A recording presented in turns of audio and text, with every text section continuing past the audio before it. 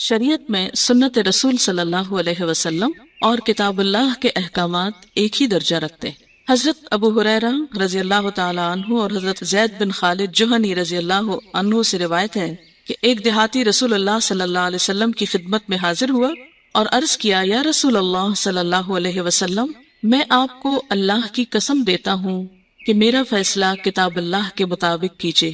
مقدمے کا دوسرا فریق زیادہ سمجھدار تھا، اس نے عرض کیا، ہاں یا رسول اللہ صلی اللہ علیہ وسلم، ہمارے درمیان کتاب اللہ کے مطابق ہی فیصلہ فرمائیے، لیکن مجھے بات کرنے کی اجازت دیجیے۔ آپ نے فرمایا، اچھا بات کرو۔ اس نے عرض کیا، میرا بیٹا اس شخص کے گھر نوکر تھا، اس نے اس کی بیوی سے زنا کیا۔ لوگوں نے مجھ سے کہا، تیرے بیٹے کے لیے رجم کی سزا ہے۔ میں نے اس کے بدلے 100 بکریاں صدقہ کی اور 1 لونڈی ادا کی۔ پھر میں نے علماء سے پوچھا تو انہوں نے کہا، تیرے بیٹے کے لیے 100 کوڑوں کی سزا اور 1 سال کی جلاوطنی ہے، اور فریق ثانی کی بیوی کے لیے سنگساری کی سزا ہے۔ رسول اللہ صلی اللہ علیہ وسلم نے فرمایا، اس ذات کی قسم جس کے ہاتھ میں میری جان ہے، میں تمہارے درمیان کتاب اللہ کے مطابق ہی فیصلہ کروں گا۔ اور فریق اول کو حکم دیا کہ اپنی بکریاں اور لونڈی واپس لے لو، تمہارے بیٹے کے لیے 100 کوڑے اور سال تک جلاوطنی کی سزا ہے۔ پھر ایک صحابی حضرت انیس کو حکم دیا کہ تم کل اس عورت سے جا کر پوچھو، اگر وہ زنا کا اقرار کرے تو اسے سنسار کر دو۔ حضرت انیس اگلے روز گئے، عورت نے اقرار کیا تو نبی صلی اللہ علیہ وسلم کے حکم سے وہ سنسار کر دی گئی۔ اسے بخاری اور مسلم نے روایت کیا ہے۔ اس میں آپ دیکھیے کہ قرآن پاک میں کہیں بھی نہیں لکھا ہوا کہ شادی شدہ زانی کی سزا سنسار کرنا ہے، لیکن آپ صلی اللہ علیہ وسلم کا فیصلہ جو تھا اس کے مطابق عمل ہوا۔ تو اس سے کیا پتہ چلتا ہے کہ اسلامی قانون میں آپ صلی اللہ علیہ وسلم کا حکم ایسا ہی ہے جیسے قرآن کا حکم ہو۔ گمراہی سے بچنے کے لیے کتاب اللہ اور سنت رسول صلی اللہ علیہ وسلم دونوں کی پیروی کا حکم ہے۔ جو عمل سنت رسول صلی اللہ علیہ وسلم کے مطابق نہ ہو وہ اللہ تعالیٰ کے ہاں قابل قبول نہیں۔ دینی مسائل میں نبی صلی اللہ علیہ وسلم کی بذریعہ وحی رہنمائی کی جاتی، جس کی اطاعت اللہ تعالیٰ کے حکم کی طرح ہی واجب ہے۔ چند مثالیں، یعنی جب کوئی مسئلہ پیش آتا تھا اور اس کا حکم قرآن میں نہیں لکھا ہوتا تھا تو آپ کیسے فیصلہ فرماتے؟ وحی کے مطابق۔ اور بسا اوقات جب وحی نہیں آتی تھی، آپ خود سے فیصلہ فرما دیتے، تو وحی کے آنے پر اگر اس کی اصلاح ہوتی تو آپ اپنے فیصلے کو بھی بدل دیتے تھے۔ اس کی ایک مثال آپ کو میں نے قرآن پاک کی تفسیر میں دی تھی، اور وہ کیا کہ ایک خاتون آپ صلی اللہ علیہ وسلم کے پاس اپنے شوہر کی شکایت لے کر آئیں، اور وہ کیا تھی کہ میرے شوہر نے مجھ کو مارا ہے، تو مجھے کیا کرنا چاہیے۔ وحی الہی میں قرآن میں اس کا کوئی حکم نہیں تھا۔ آپ نے انصاف کے تقاضے کے تحت کیا حکم دیا کہ جاؤ اور تم بھی بدلہ لے لو، تم بھی مار سکتی ہو۔ لیکن ابھی وہ عورت جا نہ پائی تھی کہ وحی الہی سے اس کی تردید آ گئی اور اس کو روک دیا گیا۔ آپ صلی اللہ علیہ وسلم نے فرمایا، اردنا شیئا واراد اللہ شیئا آخر، ہم نے ایک چیز چاہی اور ایک چیز اللہ تعالیٰ نے چاہی، اور جو اللہ نے چاہا وہی اصل حکم ہے۔ تم اپنے شوہر کو مارو گی نہیں، مارنے سے روک دیا۔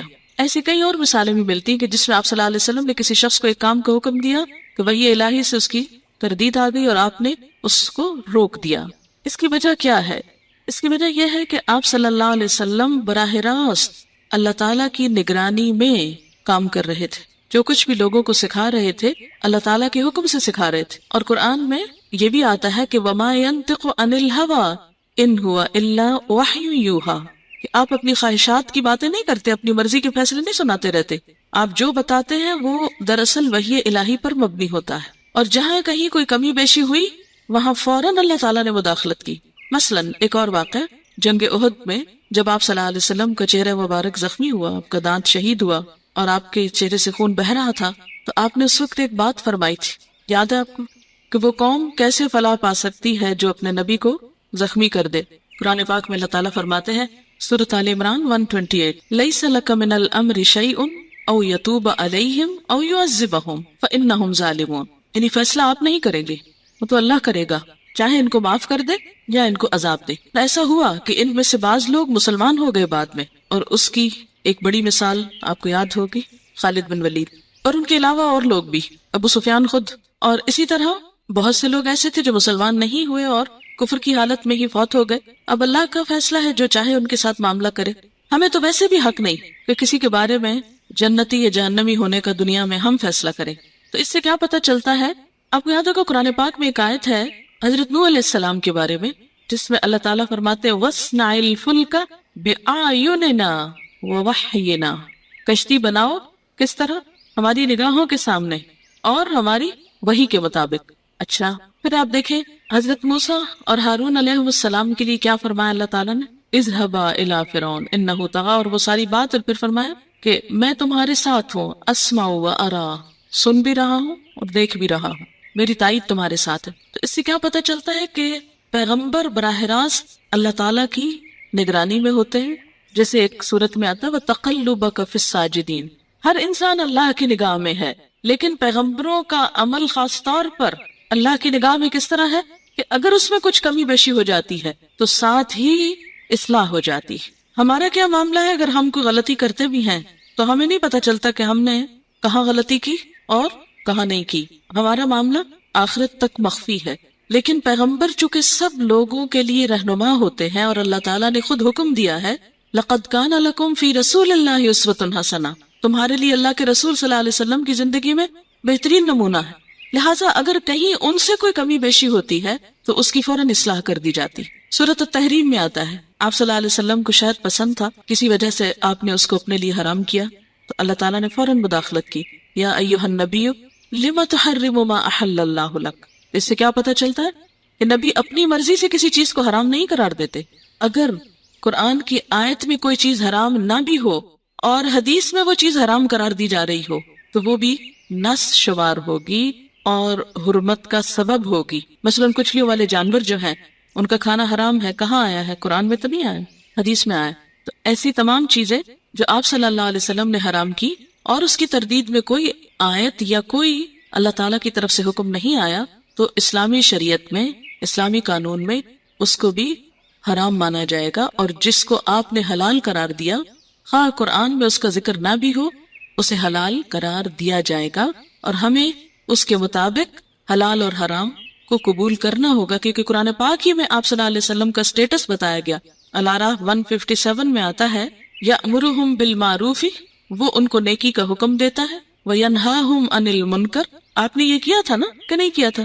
آپ صلی اللہ علیہ وسلم کے فرائض میں سے یہ تھا نا، کیا نیکی کا حکم دینا، برائی سے روکنا، وَيُحِلُّ لَهُمُ الطَّيِّبَاتِ، ان کے لیے پاکیزہ چیزیں حلال کرتے ہیں، وَيُحَرِّمُ عَلَيْهِمُ الْخَبَائِثَ، اور ناپاک چیزیں ان کے لیے حرام کرتے ہیں، وَيَدَعُ عَنْهُمْ إِسْرَهُمْ، اور ان سے ان کے بوجھ ہٹاتے ہیں جو پابندیاں خود سے لوگوں نے لگا رکھی تھی، وَالْأَغْلَالَ، اور طوق، الَّتِي كَانَتْ عَلَيْهِمْ، وہ جو ان کے اوپر جکڑے ہوئے تھے۔ تو اس سے کیا پتہ چلتا ہے کہ پیغمبر کے منصب میں ہے یہ بات، اور اس کو حق دیا گیا ہے کچھ چیزوں کو حلال کرنے کا اور کچھ کو حرام کرنے کا، اور یہ صرف قرآن میں نہیں، قرآن کے علاوہ بھی ہے۔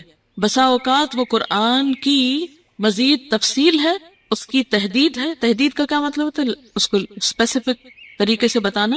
تو دین مکمل ہی نہیں ہوتا جب تک اس معاملے میں اللہ کی کتاب کے علاوہ نبی صلی اللہ علیہ وسلم کی سنت کو سامنے نہ رکھا جائے اور قبول نہ کیا جائے۔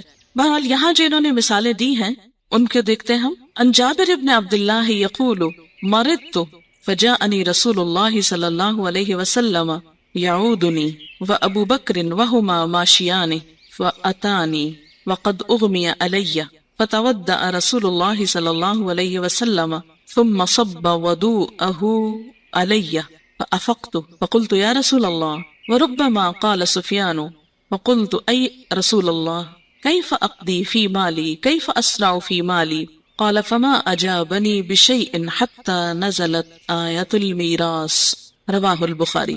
حضرت جابر بن عبداللہ کہتے ہیں کہ میں بیمار ہوا تو رسول اللہ صلی اللہ علیہ وسلم اور حضرت ابو بکر صدیق رضی اللہ تعالیٰ عنہ عیادت کے لیے تشریف لائے۔ میں بے ہوش تھا، آپ صلی اللہ علیہ وسلم نے وضو کیا اور وضو کا پانی مجھ پہ ڈالا جس سے میں ہوش میں آ گیا۔ میں نے عرض کیا یا رسول اللہ صلی اللہ علیہ وسلم، ایک بار حضرت سفیان نے آپ سے پوچھا تھا کہ میں اپنے مال کا کیا فیصلہ کروں۔ پھر حضرت سفیان نے بتایا کہ آپ صلی اللہ علیہ وسلم نے اس وقت تک کوئی جواب نہ دیا جب تک کہ میراث کی آیت نہ اتری۔ اسے بخاری نے روایت کیا۔ یعنی بعض اوقات کیا ہوتا تھا کہ جب کسی خاص چیز کے بارے میں آپ کوئی حکم نہیں جانتے ہوتے تھے، جو خاص قانونی قسم کا حکم ہوتا تھا، تو اپنے رائے سے یا اپنی مرضی سے لوگوں کو کچھ نہیں بتاتے تھے۔ آپ جو کچھ بتاتے اپنے خاص علم کی بنا پر بتاتے، اور جس بارے میں کوئی خاص علم نہیں ہوتا تھا اس میں خاموشی اختیار کرتے. اس کی ایک تو مثال یہی ہے، ایک اور مثال بھی ہے جو میں آپ کو پہلے بتا چکی ہوں. آپ کو یاد نہیں ہوگا 28واں پارہ کہاں سے شروع ہوتا ہے؟ قد سمع اللہ قول التی تجادلک فی زوجہا، اللہ نے سن لی اس عورت کی بات جو تم سے اپنے شوہر کے بارے میں جھگڑ رہی تھی. وتشتکی الی اللہ، اللہ سے شکایت کر رہی تھی، اپنے شوہر کی شکایت اللہ سے کر رہی تھی. یہ حضرت خولہ کے بارے میں آیات نازل ہوئی ہیں نا، جن کے شوہر نے ان سے زہار کر لیا تھا. ٹھیک، اس سے پہلے اسلام میں زہار کے بارے میں کوئی حکم موجود نہیں تھا. وہ عورت آپ کے پاس آتی ہے اور جھگڑتی ہے اور روتی ہے اور شکایت کرتی ہے کہ میرے ساتھ یہ ظلم ہوا ہے کہ اس عمر میں میرے شوہر نے مجھے اس طریقے سے طلاق دے دی ہے.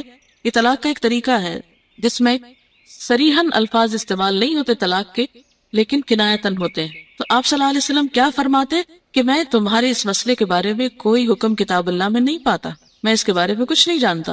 کہ اتنے میں پھر وہی نازل ہو گئی، اللہ نے سن لی اس عورت کی بات اور پھر وہ قانون دے دیا گیا، جس کی مزید جو اپلیکیشن جس طریقے سے ہوئی وہ خود حضور صلی اللہ علیہ وسلم نے کی. اللہ تعالیٰ نے زہار کا قانون اتارا، فرمایا والذین یظاہرون من نسائہم، وہ مرد جو اپنی عورتوں سے زہار کرتے ہیں، ثم یعودون، پھر لوٹ آتے ہیں، یعنی اپنی غلطی کا اعتراف کر لیتے ہیں اور رجوع چاہتے ہیں، لما قالو، جو انہوں نے کہا اس کو واپس لینا چاہتے ہیں، ہے ایک بات ہی جو منہ سے نکلی ہے، اب اس بات کو پلٹانا چاہتے ہیں، اس کے لیے جرمانہ دینا پڑے گا. کیا؟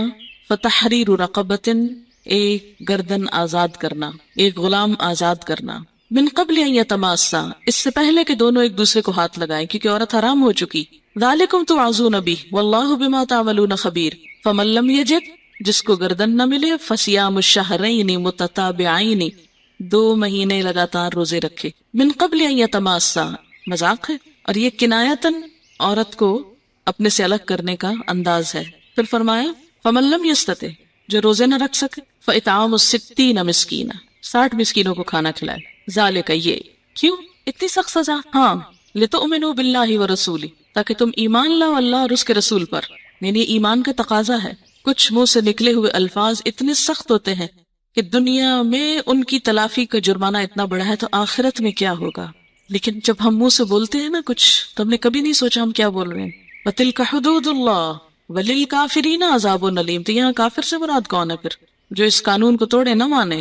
اور پھر ساتھ ہی فرمائے إِنَّ الَّذِينَ يُحَادُّونَ اللَّهَ وَرَسُولَهُ، جو لوگ اللہ اور اس کے رسول کی مخالفت کرتے ہیں. صرف اللہ کی نہیں، رسول کی بھی ساتھ کہی گئی. کیوں؟ اس لیے کہ اس قانون کا نفاذ تو آپ نے کیا نا. تو بہرحال یہاں پر بھی کیا پتہ چلتا ہے کہ بعض چیزوں کا جواب آپ خود نہیں دیتے تھے. کیا ہوتا تھا؟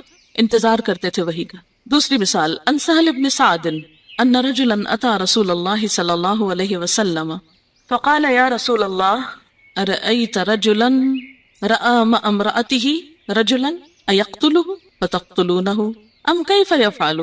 فانزل الله فيهما ما ذكر في القرآن من التلاعن، فقال له رسول الله صلى الله عليه وسلم قد قضي فيك وفي امرأتك، قال فتلعنا وأنا شاهد عند رسول الله صلى الله عليه وسلم ففارقها، فكانت سنة أن يفرق بين المتلاعنين، رواہ البخاری.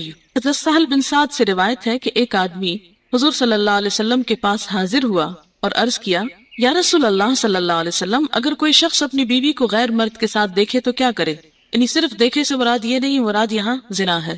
اگر قتل کرے تو آپ صلی اللہ علیہ وسلم اسے قصاص میں قتل کروا دیں گے، کیونکہ جب تک 4 گواہ نہ لائے جائیں کوئی شخص سزا دلوا نہیں سکتا اور قانون کو اپنے ہاتھ میں بھی نہیں لے سکتا. اور دوسروں کے معاملے میں تو انسان خاموش ہو سکتا ہے اگر وہ قانون کا تقاضا نہیں پورا کرتا، مگر اپنی بیوی کے معاملے میں کون صبر کر سکتا ہے؟ کہا کہ یا رسول اللہ صلی اللہ علیہ وسلم، اگر وہ قتل کر دے گا تو آپ اس کو قتل کر دیں گے. پھر آخر کیا کرے؟ آپ نے کوئی جواب نہ دیا، حتیٰ کہ اللہ تعالیٰ نے ان دونوں کے بارے میں قرآن مجید میں لعان کا حکم نازل فرمایا. لعان لعنت سے ہے، یعنی ایک دوسرے پہ لعنت کرنا. یہ سورۃ نور میں تفصیل آئے گی. تب رسول اللہ صلی اللہ علیہ وسلم نے اس شخص سے فرمایا، تیرا اور تیری بیوی کا فیصلہ ہو گیا. چنانچہ دونوں نے لعان کیا. راوی کہتے ہیں میں اس وقت نبی صلی اللہ علیہ وسلم کے پاس موجود تھا، تب سے یہ سنت جاری ہوئی کہ لعان کرنے والے میاں بیوی میں جدائی کرا دی جائے. ٹھیک، اب قرآن پاک میں جو لعان کا قانون ہے اس کو دیکھتے سورۃ النور نکالی 18ویں پارے میں آیت نمبر 6. والذین یرمون ازواجہم، وہ لوگ جو اپنی بیویوں پر الزام دھرتے ہیں، ولم یکن لہم شہداء، اور ان کے لیے گواہ نہیں ہوتے، الا انفسہم، مگر خود ہی. فشہادۃ احدہم 4 شہادات باللہ، تو ان میں سے ایک کی گواہی 4 گواہیوں کی طرح ہوگی اللہ کے نام کے ساتھ، یعنی 4 دفعہ قسم کھائیں انہ لمن الصادقین کہ وہ سچے ہیں، والخامسۃ اور 5ویں دفعہ ان لعنۃ اللہ علیہ کہ اللہ کی لعنت ہو اس پر یعنی مرد پر، ان کان من الکاذبین اگر وہ جھوٹوں میں سے، ویدرؤ عنہ العذاب اور ہٹا لے گی اپنے سے سزا کو، ان تشہد 4 شہادات باللہ اگر وہ 4 دفعہ اللہ کے نام کی قسم کھا لے گی کہ میں نے گناہ نہیں کیا، انہ لمن الکاذبین کہ وہ جھوٹوں میں سے ہے، مرد نے جھوٹی بات کہی ہے، والخامسۃ اور 5ویں دفعہ کیا کہے گی ان غضب اللہ علیہا کہ اللہ کا غضب ہو اس عورت پر، ان کان من الصادقین اگر مرد سچوں میں سے۔ بس قرآن نے صرف اتنی بات کی، اس سے آگے یہ نہیں بتایا کہ اس کے بعد وہ شوہر اور بیوی بعد میں اکٹھے بھی رہیں گے کہ نہیں۔ وہ کس نے بتایا؟ رسول اللہ صلی اللہ علیہ وسلم نے، کہ دونوں کے درمیان تفریق کرا دی۔ یہی اس حدیث کے آخر میں آ رہا ہے کہ تب سے یہ سنت جاری ہوئی کہ لعان کرنے والے میاں بیوی میں جدائی کرائی جائے۔ اب اگر آپ سنت کو ہٹا دیں اور نہ مانیں تو صرف قرآن سے کیسے فیصلہ کریں گے آپ؟ قرآن خالی کیسے کافی ہو جائے گا؟ قرآن میں تو صرف اتنا بتایا گیا ہے کہ 4 قسمیں کھا کے اور 5ویں دفعہ یعنی لعنت کی بات کریں گے اور بس ختم۔ لیکن اس کے بعد کیا وہ اکٹھے بھی رہیں گے کہ نہیں؟ یہ بات آپ صلی اللہ علیہ وسلم نے بتائی کہ نہیں۔ ان عبداللہ رضی اللہ عنہ قال بین انا مع النبی صلی اللہ علیہ وسلم فی حرس وهو متکئ علی عصیب اذ مر اليہود فقال بعضهم لبعض سلوه عن الروح فقال ما رأيكم الیہ وقال بعضهم لا يستقبلكم بشيء تكرهونه فقالوا سلوه فسألوه عن الروح فأمسك النبي صلى الله عليه وسلم فقالوا سلوه فسألوه عن الروح فأمسك النبي صلى الله عليه وسلم فلم يرد عليهم شيئا فعلمت أنه يوحى إليه فقمت مقامي فلما نزل الوحي قال ويسألونك عن الروح قل الروح من أمر ربي وما أوتيتم من العلم إلا قليلا رواه البخاري۔ حضرت عبداللہ بن مسعود رضی اللہ تعالیٰ عنہ کہتے ہیں کہ ایک دفعہ میں نبی صلی اللہ علیہ وسلم کے ساتھ ایک باغ میں تھا۔ آپ صلی اللہ علیہ وسلم کھجور کی ایک چھڑی پر ٹیک لگائے ہوئے تھے، یعنی ایک سٹک پکڑے ہوئے تھے، تو یہودی گزرے۔ وہ آپس میں ایک دوسرے سے کہنے لگے یعنی محمد صلی اللہ علیہ وسلم سے روح کے بارے میں سوال کرو۔ ان میں سے ایک نے کہا محمد صلی اللہ علیہ وسلم کے بارے میں تمہیں کس چیز نے شک میں ڈال دیا ہے کہ وہ پیغمبر ہی نہ ہو؟ کچھ یہودیوں نے کہا محمد صلی اللہ علیہ وسلم کوئی ایسی بات نہ کہتے جو تمہیں ناگوار گزرے۔ پھر انہوں نے فیصلہ کر کے کہا اچھا چلو سوال کرو۔ چنانچہ یہودیوں نے آپ صلی اللہ علیہ وسلم سے پوچھا روح کیا چیز ہے؟ آپ خاموش رہے، کوئی جواب نہ دیا۔ میں سمجھ گیا کہ آپ پر وحی نازل ہو رہی ہے، چنانچہ اپنی جگہ پر کھڑا رہا۔ جب وحی نازل ہو چکی تو آپ صلی اللہ علیہ وسلم نے یہ آیت تلاوت فرمائی، یسألونک عن الروح قل الروح من امر ربی۔ ترجمہ، اے محمد لوگ آپ سے روح کے بارے میں سوال کرتے ہیں، کہہ دیجئے روح میرے رب کا حکم ہے اور تم کو اس کے بارے میں کم ہی علم دیا گیا ہے۔ بنی اسرائیل 85۔ اسے بخاری نے روایت کیا ہے۔ اس سے کیا پتہ چلتا ہے کہ اب 2 چیزیں ہمارے سامنے آ گئی نا۔ ایک کیا کہ جس چیز کے بارے میں آپ کو علم نہیں ہوتا تھا آپ خاموشی اختیار کرتے اور وحی کے ذریعے جواب آتا۔ دوسرا یہ کہ اگر آپ اپنے اجتہاد سے کوئی فیصلہ کر دیتے تو بسا اوقات اس کو وحی الہی سے تائید ہو جاتی اور بسا اوقات اس کی تردید ہو جاتی۔ اگر تردید ہو جاتی تو آپ اپنی رائے کو بدل لیتے تھے۔ قرآن مجید کے علاوہ بھی اللہ تعالیٰ نبی اکرم صلی اللہ علیہ وسلم کو دین کے احکامات سکھاتے تھے جن پر ایمان لانا اور عمل کرنا اسی طرح واجب ہے جس طرح قرآن مجید کے احکامات پر ایمان لانا اور عمل کرنا واجب ہے۔ چند مثالیں درج ذیل ہیں۔ عن انس عن النبی صلی اللہ علیہ وسلم قال ان اللہ وضع عن المسافر نصف الصلاة والصوم وعن الحبلى والمرضع رواہ النسائی۔ حضرت انس بن مالک سے روایت ہے کہ رسول اللہ صلی اللہ علیہ وسلم نے فرمایا اللہ تعالیٰ نے مسافر کو نصف نماز کی رخصت اور روزہ مؤخر کرنے کی رخصت دی، جبکہ حاملہ اور دودھ پلانے والی عورت کو صرف روزہ مؤخر کرنے کی رخصت دی، یعنی نماز کی نہیں۔ اسے ابو داؤد، احمد، نسائی، ترمذی اور ابن ماجہ نے روایت کیا ہے۔ تو اس سے کیا پتہ چلتا ہے کہ قرآن پاک میں تو صرف مسافر اور مریض کا حکم ہے۔ اب دودھ پلانے والی عورت کو مریض تو نہیں ہوتی نا، اور اسی طرح حامل بھی ضروری نہیں کہ مریض ہو۔ ایسی صورت میں پھر کیا ہے، کہاں سے پتہ چلے گا؟ اور اگر آپ نہیں حدیث مانے تو آپ پھر روزہ رکھا کیجئے۔ اچھا، بہت سے لوگ یہ شکایت کرتے ہیں نا کہ حدیث پڑھ کے دین مشکل ہو جاتا ہے۔ مجھے تو ایسے لگا کہ آسان ہو جاتا ہے اور بہت آسان ہو جاتا ہے، بالکل فطرت پہ آ جاتا ہے، نیچرل، کہ جو چیزیں انسان واقعی کر سکتا ہو۔ اور جب ہم اپنی عقل سے دین کی بہت انٹرپریٹیشن کرتے ہیں تو تقوی کا ایسا خود ساختہ معیار قائم کرتے ہیں جس تک کبھی پہنچ ہی نہیں سکتے۔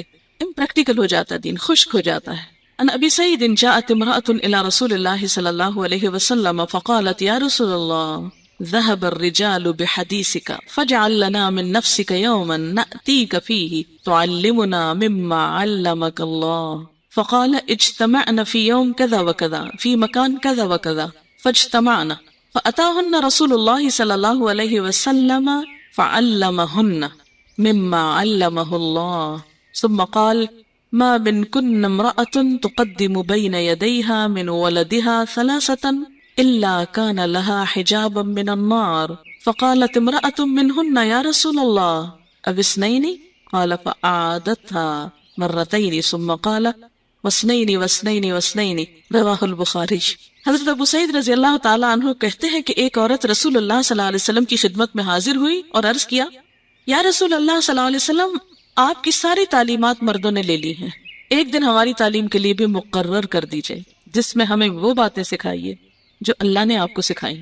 آپ نے ارشاد فرمایا اچھا فلاں فلاں دن فلاں فلاں جگہ جمع ہوا کرو، اور یہ ان کا ویکلی درس تھا. چنانچہ عورتیں جمع ہوئیں اور رسول اللہ صلی اللہ علیہ وسلم ان کے پاس تشریف لے گئے. کہیں نہیں آتا کہ بیچ میں کرٹن لگایا یا کوئی بیچ میں ایسا انتظام کیا، یعنی ڈائریکٹ تعلیم تھی، اور جو باتیں اللہ نے آپ کو سکھائی تھی وہ ان کو سکھائیں. اچھا بعض لوگوں کو جب یہ بات میں نے بیچ میں ایسے ایک جملہ معترضہ بول دیا، یہ جواب معترضین بول دیا کہ اور جگہوں کے برعکس ہم جب بھی کسی اسکالر کو اسلام آباد میں بھی یا یہاں بلاتے ہیں تو بیچ میں ان نیچرل قسم کا ہنڈرس کھڑا نہیں کرتے. جس کو حجاب کرنا ہے وہ اپنا حساب خود کر لے، کیونکہ بازار میں بھی جب آپ جاتے ہیں تو اپنے ارد گرد کوئی ایسی چیز تان کے نہیں جاتے کہ کسی کی نظر آپ پہ پڑے ہی نہ. اور یہ ہے کہ ہر شخص اپنی نگاہوں کی، اپنے بیہیویئر کی خود حفاظت کرے.